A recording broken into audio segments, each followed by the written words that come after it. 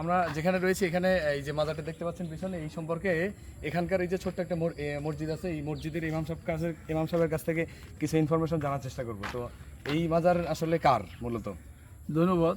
এই মাজারটা হলো মরহুম সদরুল সাহেবের দাদা দাদি এবং তার আত্মীয় স্বজন এখানে। জি জি। তারা তো এখানে এখন বর্তমানে মনে হয় বসবাস করে না। বসবাস না করলেও তারা আগামীকাল আসতেছে, মাঝে মাঝে আসে, মাঝে মাঝে চলে যায়, থাকে থাকে মাঝে মাঝে আছে, কয়েকজন আছে আর কি। দুইজন আছে আর তিনজন মারা গেছে। বয়স্ক যারা ছিল তারা তো এখন নাই, বর্তমানে যারা আছে একজন আছে বয়স্ক, উনি আসে, উনি আগামীকাল আসবে আবার। আচ্ছা, মাজার কেন্দ্রিক মাঝে মধ্যে অনুষ্ঠান হয়, তো এই ঘরগুলো মনে হয় করা হয়েছে মানুষের বসে খাওয়ানোর জন্য। হ্যাঁ, বসে খাওয়ানোর জন্য। আর এই যে এখানে যে দুইটা কাছারি ঘরের মতো দেখা যাচ্ছে, এখানে পাকশা করা হয়। ও আচ্ছা আচ্ছা। আর এই যে দুইটা স্তম্ভ, মানে এই দুইটা কিসের প্রতীক? এইটা হলো এইটা হলো গেট, বাড়িটার গেট, মানে সম্পূর্ণ বাড়িটা আটকায় একটা গেট দিতে চাইছিল, কিন্তু মাঝখান দিয়ে রাস্তা হওয়ার কারণে এই গেটটা ততটা কার্যকরী হয় না। হ্যাঁ, কার্যকরী হয় না। এখানে যদি গেট দেয় তাহলে মানুষের যাতায়াতের অসুবিধা হয়, এই কারণে আর কি এখানে গেটটা এইভাবে করা হয় না। তাহলে এটা তো ওনাদের নিজস্ব জায়গা, এটার মধ্যে থেকে রাস্তা বাইরে থেকে দিল না কেন, বা মধ্যে থেকে রাস্তাটা কেন গেল? এইটা সরকারি রাস্তা হয়ে গেছে অনেক আগে, 1970-71 সনের দিকে এইখানে রাস্তা আমার বাড়ি পর্যন্ত এখানে রাস্তা আছে। আচ্ছা আচ্ছা। এইটা সরকারি রাস্তা, তারপরে আর না। উপজেলা চেয়ারম্যানের পাশ এখন এই মাজারের বয়স কতটুকু হয়েছে? এই মাজারের বয়স 66 বছর প্রায়। প্রায় 66 বছর। হ্যাঁ। ও আচ্ছা আচ্ছা। তাহলে মাজারের সামনে যে দিঘি দেখা যাচ্ছে বড়, এটা একই তো বয়স এরকম, তাই না? না না, দিঘিটার বয়স হলো ওইটা দিঘিটা 1982 সনে। 1982। তারপরে ওই যে ওইদিকে একটু তাকাই দেখো, ওই যে ওইটা হলো এখানে মরহুম সদরুল সাহেবের, মরহুম সদরুল সাহেবের যে ইয়ে আছে আমাদের পাশে ভালো না, এখানে যে সদরুল সাহেব যে একজন বড় লোক ছিলেন এবং বড় ধনী লোক, এবং সে একজন বিজ্ঞ লোক, সে একজন ব্যবসায়ী, হ্যাঁ, সে হোটেল আকবরের মালিক। তার যে কবর দেওয়া হয়েছে সেটা হলো মুমিন রুটে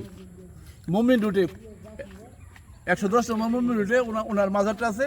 সেই মাজারটার অনুরূপ হিসেবে তার আদলে এই স্তম্ভ, মানে এই ঘাটটা তৈরি করা হয়েছে। হ্যাঁ, এটা তো বেশ পুরনো মনে হচ্ছে। এই সদরুল সাহেবের যে মাজারটা আছে এই মুমিন রুটে চট্টগ্রামে, সেই মাজারের যে অনুরূপ সেই আদলে তৈরি হয়েছে এই ঘাটটা, 1980 সনে তৈরি হয়েছে এটা। আচ্ছা, এর জন্যই বেশ পুরনো মনে হচ্ছে। আর উপরে তো নকশার কারুকাজটা খুব সুন্দর। হ্যাঁ, কারুকাজটা সুন্দর, এই কারুকাজটা করতে। হ্যাঁ হ্যাঁ। ও আচ্ছা আচ্ছা। আর বিকেলে একটা পরন্ত সময় এখানে বসে মানে আড্ডা বিকেল সকাল না, রাত সকাল অনেক লোক এখানে আসে, এখানে বসে একটু বাতাস খায়, একটু আরাম করে। ঠিক আছে। ভিতরে যে একটা মাজার মধ্যে দেখলাম, মানে ওখানে হচ্ছে আপনার ওই মেইন মাজার মনে হয় ওইটার ভিতরেই, তাই না? হ্যাঁ, মেইন বাজারটা ভিতরেই। আচ্ছা আচ্ছা। তাহলে একটু ভিতরে দিকে যাই, ভিতরটা দেখে আসি। পানি তো জমে গেছে গা। আর আপনি এখানে দেখলাম যে ওইখানে দুইটা নাম দেওয়া আছে ভিতরে। হ্যাঁ হ্যাঁ হ্যাঁ। ওই নাম দুইটা কার? একজন হচ্ছে মেল, একজন ফিমেল। এখানে যে দুইটা মাজারের নাম দেওয়া হয়েছে, তাহলে নামটা আগে কেস করানো হ্যাঁ, ওটার নাম আমি আগে নিয়েছি। আসলে ওখানে হলো মরহুম আসলত ব্যাপারী সাহেব, উনি হলো মরহুম সদরুল সাহেবের আব্বা। এদিক যে এমনি ঘুরে হেন।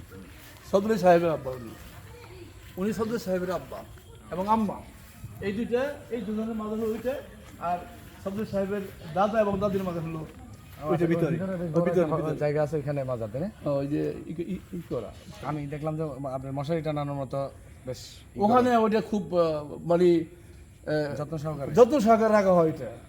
ওইটা হলো ওনার মানে এই বাড়ি পূর্বপুরুষের মধ্যে একটা সবচেয়ে আর কি আচ্ছা আচ্ছা বিগল লোক আর কি। তো ওটা শুধু এমনি না, ওটা কিন্তু এমনি পরহেজগার বা এমনি আধ্যাত্মিক দিক থেকেও আসাদ ব্যাপারী সাহেবও উনি এমনি ওই জয়পুরা দরবার শরীফ আছে, তার প্রথম খাদেমি উনি ওনার ওখানে আছে। ও আচ্ছা আচ্ছা। মানে ওই সিলসিলায় চলতেছে, ওই সিলসিলায় চলতেছে। এই কারণে এখানে প্রত্যেক বছর বৈশাখ মাসে এবং ওই কার্তিক মাসে দুটো অনুষ্ঠান হয়, সেখানে লোকজন খাওয়া দাওয়া করে এখানে।